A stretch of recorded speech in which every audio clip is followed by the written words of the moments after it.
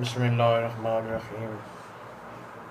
حدیث شریف میں آتا ہے کہ ایک سیاہ فام عورت نبی پاک صلی اللہ علیہ وآلہ وسلم کی خدمت میں حاضر ہوئی اور عرض کیا، یا رسول اللہ صلی اللہ علیہ وسلم، آپ میرے حق میں دعا کریں کہ مجھے مرگی کا دورہ ہوتا ہے، اللہ تعالیٰ مجھے شفا عنایت فرمائے۔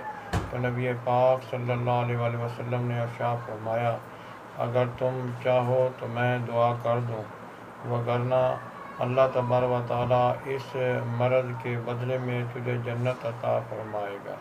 پھر اس عورت نے کہا کہ نبی پاک صلی اللہ علیہ وآلہ وسلم، اچھا میں صبر کرتی ہوں، لیکن یہ دعا کر دیں کہ مجھے جب مرگی کا دورہ ہوتا ہے میرا ستر کھل جاتا ہے۔ تو نبی پاک صلی اللہ علیہ وآلہ وسلم نے اس عورت کے حق میں دعا فرما دی۔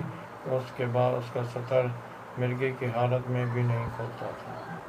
اللہ تبارک و تعالی ہمیں عمل کی توفیق نصیب فرمائے۔